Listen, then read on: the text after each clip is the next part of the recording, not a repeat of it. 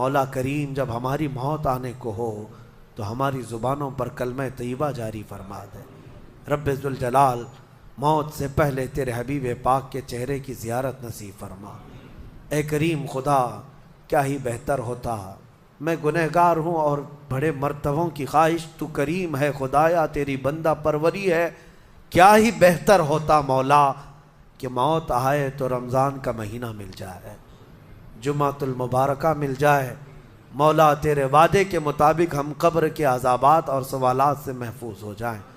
اے اللہ، آج کی اس تفسیر پاک میں تیری جلال و جبروت اور تیری عزت کا وسیلہ لیتے عرض کرتا ہوں، ہم میں سے جو رخصت ہو چکے ہیں، ہمارے آبا و اجداد، ہمارے باپ، ہماری مائیں، ہمارے رشتہ دار جو قبروں میں برسوں سے اب آرام کر رہے ہیں، اے اللہ تو اس رمضان کے صدقے ان کی مغفرت فرما دے۔ اے کریم خدا، ہمارے گھروں میں عید آ جاتی ہے، رمضان کے آتے ہی دسترخوان بھر جاتے ہیں، ہمارے گھروں میں خوشیاں دوبالا ہو جاتی ہیں، ہمیں نہیں معلوم قبروں والوں کے ساتھ کیا ہوتا ہے، ہمیں پتہ نہیں قبرستان میں ان کے ساتھ کس طرح کی راتیں ہیں اور کس طرح کے دن ہیں۔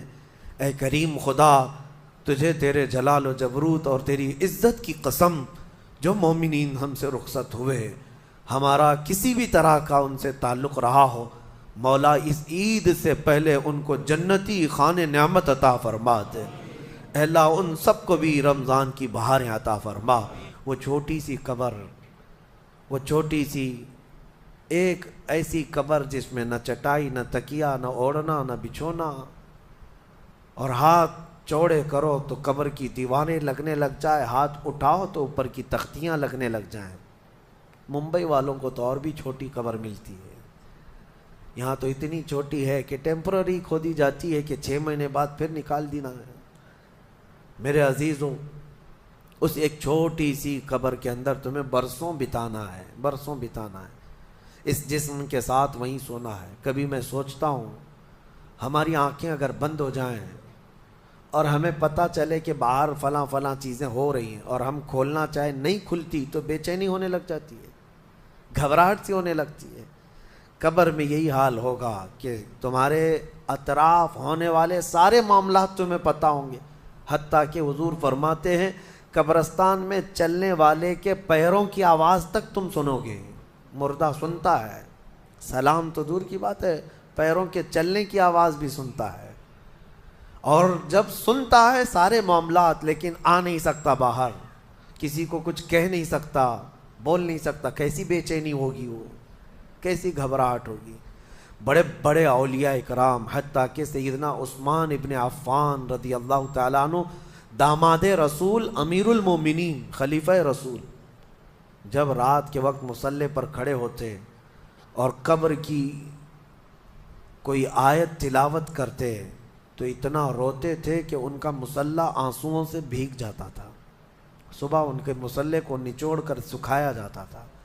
لوگ ان سے پوچھتے آپ قبر کے متعلق اتنا خوفزدہ کیوں ہو جاتے ہیں؟ مرنا تو سب کو ہے۔ حضرت عثمان غنی فرماتے یہ ہماری پہلی منزل ہے، اگر یہ نکل گئی تو ساری منزلیں آسان ہیں۔ اینما تکونوا یدرککم الموت، اللہ فرماتا ہے، اور کئی جگہ قرآن میں یہ آیتیں آئی ہیں میرے عزیزوں۔ جانا ہم سب کو ہے، بہت تھوڑے ہی دنوں کے بعد آخرت کے سفر کی طرف رواں دواں ہیں۔ اسی لیے کسی بزرگ نے سچ کہا کہ دنیا میں جتنے راستے ہیں، یہ لکھا تو جاتا ہے یہ راستہ فلاں شہر جا رہا ہے، فلاں شہر جا رہا ہے، حقیقت تو یہ ہے کہ سارے راستے قبرستان جا رہے ہیں، وہیں جا کر اینڈ ہوتے ہیں۔ ممبئی سے پونا جا رہا ہے راستہ، پونا سے بنگلور جا رہا ہے راستہ، بورڈ تو لکھے ہوئے ہیں، لیکن اہل تصوف یہ کہتے ہیں یہ تمہاری خام خیالی ہے، لیکن جس راستے پر بھی چلو گے اخیر وہ راستہ تمہیں قبرستان ہی پہنچائے گا، تمہاری زندگی وہیں جا کر اینڈ ہونے ہے۔ اسی لیے میرے عزیزوں، ہمیں زیادہ دنیا میں اتنا پھیلانے کی ضرورت نہیں، آخرت کے سفر کی طرف تیاری بھی ہو۔ میں یہ نہیں کہتا کہ کمانا نہیں چاہیے، کمائیں، گھر بنائیں، رزق کا حصول، معاش کا حصول سب کے لیے ضروری ہے، لیکن ساتھ میں یہ فکر غالب رہے ہمارے ذہن میں کہ مجھے سب چھوڑ کر جانا ضروری ہے۔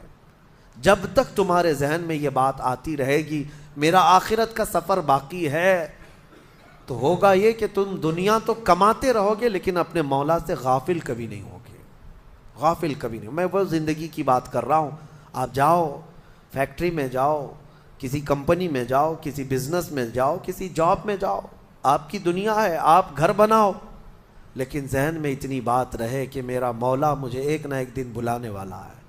جب یہ فکر رہے گی تو آپ کی نمازیں بھی غائب نہیں ہوں گی، آپ کی آخرت کی یاد۔ اسی لیے میرے آقا نے فرمایا قبرستان جایا کرو۔ بعض لوگ یہ کہتے ہیں نا قبروں پر جانا شرک یا بدعت، خود میرے آقا صلی اللہ علیہ وسلم نے فرمایا فزورو، قبروں کی زیارت کرو۔ کیوں؟ فإنها تذکر الآخرہ، اس لیے کہ وہ تمہیں آخرت کی یاد دلاتی ہیں۔ مولا علی کرم اللہ وجہہ الکریم قبرستان جاتے، حضرت سعید ابن مسیب ایک تابعی ہیں، حضرت علی کے ساتھ قبرستان گئے تھے۔ حضرت علی نے زور سے سلام کیا قبر والوں کو اور پھر پوچھا ہے قبروں والوں کیا حال ہے تمہارے؟ اور اس کے بعد پھر حضرت علی روتے کھڑے ہوئے، آنسو بہنے لگے۔ حضرت سعید ابن مسیب کہتے ہیں مولا علی سے کیا آپ قبروں والوں سے بات کر رہے ہیں، وہ آپ کی سن رہے ہیں یا آپ سے وہ کچھ جواب دے رہے ہیں؟ حضرت علی کرم اللہ وجہہ الکریم نے فرمایا ہاں، اگر تم سنتے ان کی باتیں تو رو پڑتے ہیں۔ حضرت سعید پوچھتے ہیں کیا کہہ رہے ہیں قبروں والے؟ سنو میرے عزیزو، حیدر کرار شیر خدا علی مرتضیٰ فرماتے ہیں قبروں والوں سے میں نے پوچھا کیا حال ہیں تمہارے، تو قبروں والوں نے کہا اے علی مت پوچھو ہمارے حال، جن بالوں کو ہم سجایا کرتے تھے ان بالوں پر تو اللہ نے بچھو چھوڑ دیے، ہمارے وہ چہرے جو غازے سے ملوث تھے، حسین تھے، ہمارے چہروں پر اب خون اور پیپ کے علاوہ کچھ نہیں رہ گیا، ہمارا وہ جسم جس کے سنوارنے کے لیے ہم دن بھر گھنٹوں لگاتے تھے آج وہ ہماری قبروں میں کیڑوں کی غذا بنا دی گئی ہے۔ حضرت علی فرماتے ہیں قبروں والوں نے جب ہم سے یہ کہا تو ہم نے رو پڑا، ہمیں رونا آ گیا۔ یقیناً میرے عزیزوں وہ منزل آپ کی بھی ہے میری بھی ہے، ہمیں بھی جانا ہے آپ کو بھی جانا ہے۔ حضرت سفیان ثوری فرماتے ہیں ایک چھوٹی سی بچی کو آپ نے ایک جنازے کے پیچھے جاتے ہوئے دیکھا روتے ہوئے، وہ لڑکی اپنے باپ کے جنازے میں جا رہی تھی، رو رہی تھی اور یہ کہہ رہی تھی اتنی بڑی مصیبت کا دن ہمارے اوپر کبھی آج تک آیا ہی نہیں تھا۔ حضرت سفیان ثوری نے کہا بیٹا تم پر نہیں تمہارے باپ پر جو دن آیا وہ کبھی نہیں آیا تھا، موت کا دن، موت کا دن سب سے سخت دن ہے، سب سے سخت دن ہے۔